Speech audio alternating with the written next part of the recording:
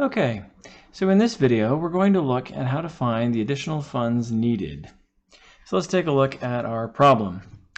The Coyote Company has total assets of $300,000, accounts payable of $35,000, taxes payable of $15,000, notes payable of $45,000, and bonds payable of $53,000. For the most recent year, the Coyote Company had $350,000 of sales, $52,500 of net income, and paid $23,000 in dividends to its common shareholders. If the Coyote Company is running at full capacity and is expecting sales growth 13% for the next year, what will its additional funds needed be for the next year if last year's net profit margin and payout ratio are expected to apply to the next year as well? So the first thing we need to do is to write down our formula.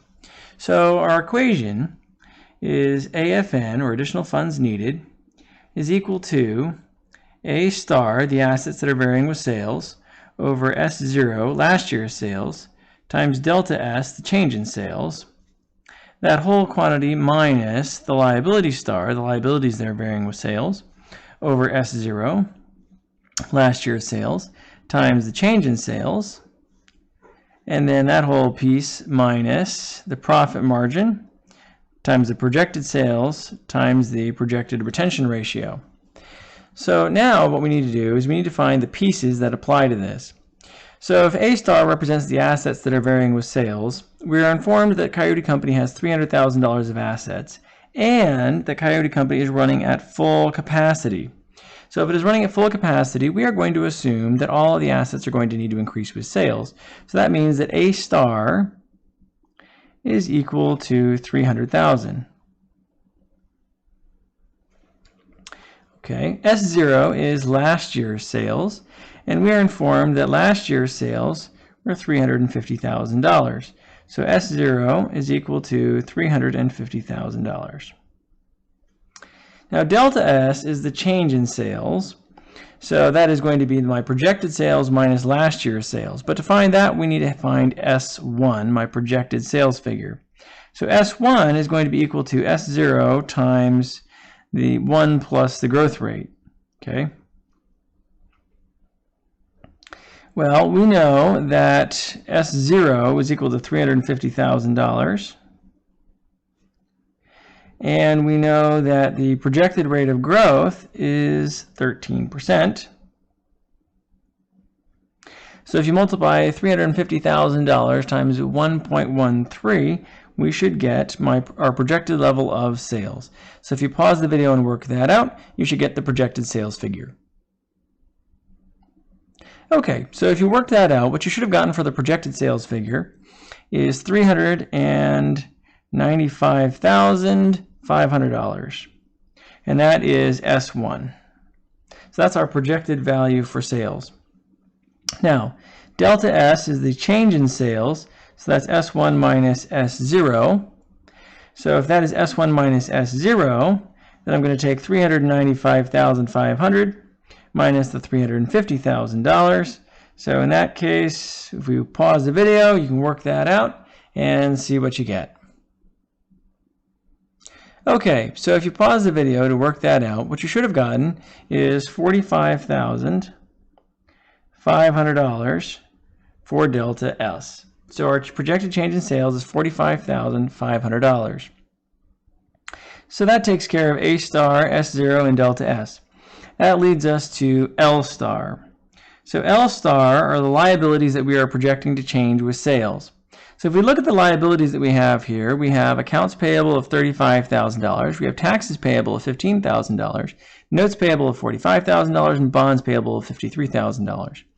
Accounts payable we would reasonably expect to change as we sell more, because we would then have to purchase more inventory, and therefore we would have more accounts payable. And as we're selling more, we will hopefully make more profit, which means we would obviously suspect that we'd hopefully have more taxes payable.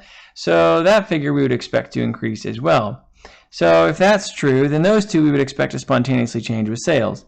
Notes payable and bonds payable, however, require that we find someone who's willing to lend us money and get them to sign on the dotted line to do so. So we will not assume that those will spontaneously change with sales. So our L star is going to consist of the $35,000 of accounts payable plus the $15,000 of taxes payable. $35,000 plus $15,000 works out to $50,000. So L star is equal to $50,000. We already know S0 and we know delta S, so that leads us to M, which is the profit margin. So for our profit margin, we are informed that last year the Coyote Company had $52,500 of net income and had $350,000 of sales. So to find the profit margin, we take $52,500 and we divide by the last year's sales of $350,000. And when you work that out, you should get the profit margin. So at this point, you should pause the video and work that out. Okay, so if you pause the video and work that out, you should have gotten a profit margin of 0.15 or 15%. So now what we need is S1, but we've already found S1, so that's good. So now we need the retention ratio. Now the retention ratio is equal to 1 minus the payout ratio. The payout ratio is the proportion of net income that was paid out as a dividend.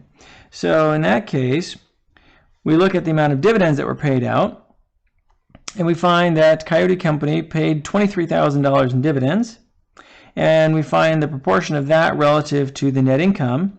So $23,000 of dividends divided by the net income, $52,500. So this represents the percentage of net income that was paid out. 1 minus the percentage that was paid out tells us the percentage that was retained. So at this point, you should pause the video to work that out.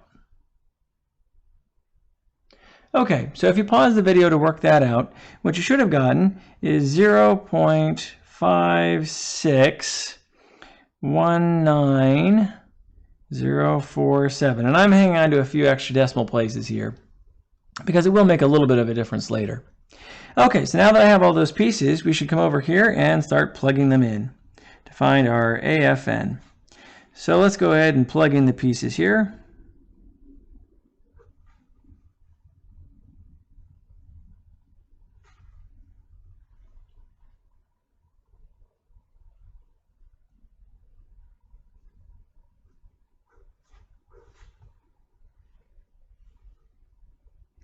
Okay, so we have $50,000 of liabilities over the $350,000 of last year's sales. And then our delta S is our $45,500.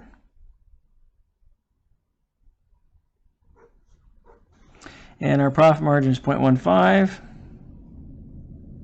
And S1 is the $395,500.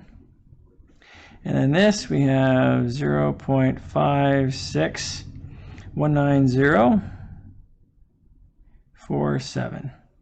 And we're kind of running out of room there, so it just barely fits. Okay, so this is 0.5619047. It's this number over here. It's kind of squeezing in there just a little bit.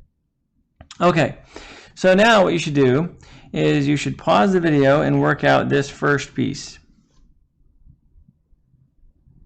Okay, so if you pause the video to work out that first piece, what you should have gotten for that first piece is $39,000. So that is the projected increase in assets. Now you should pause the video and work out this piece. Okay, so if you worked out this piece, what you should have gotten is $6,500. So that is the projected increase in liabilities. And now you should pause the video and work out this piece. Okay, so if you pause the video to work out that piece, and particularly if you held on to those extra decimal places, what you should have gotten here is $33,335. So now you should pause the video and work out the overall additional funds needed.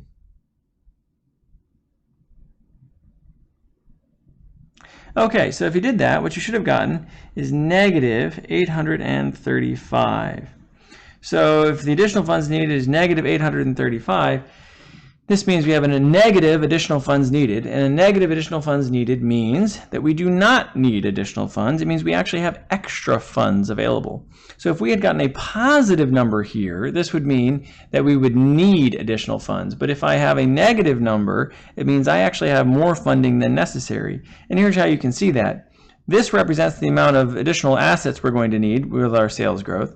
This represents the amount of additional liabilities we expect to have, and this represents the amount of additional retained earnings. Well, the amount of retained earnings plus liabilities is larger than the amount of the asset growth. So that means that I'm going to have more than enough funding to pay for the assets that I expect to need, and that's why I don't actually need additional funds. I have more than enough, which I could then use for other purposes. Now, there is another way that you could calculate this, and that would be to calculate AFN as being equal to A star times G minus L star times G minus M S1 RR. So if we try that, then we would have 300,000 times the growth rate, and our growth rate was specified to be 13%. So that would be times 0.13 minus L star, which is 50,000, times 0.13 minus our profit margin of 0.15 times S1, which is 395,500, times our retention ratio of 0.561947. So if we work out this piece, you should pause the video to work it out. What you should have gotten is, lo and behold, 39,000. And then if you worked out this piece, I recommend you pause the video to work it out. You should have gotten the 6,500. And then if you worked out this piece, this is the same as this piece up here. So that should work out to our 33,335 as before. So as before, we should get negative 835 as our additional funds needed, which again means that the firm has more than enough funds projected relative to the increase in the assets and so forth.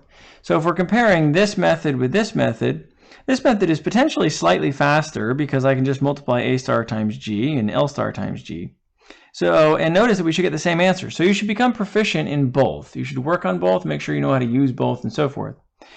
One advantage of this method here is that it reminds us that we are assuming that we have a fixed ratio between the liabilities that are changing with sales relative to the sales and the assets that are changing with sales relative to the sales. So in other words, we're assuming the asset intensity and the spontaneous liability intensity is the same in our projection. That's not quite as clear necessarily here in this formula. So there is benefit to looking at this version of the equation because it enforces that particular connection.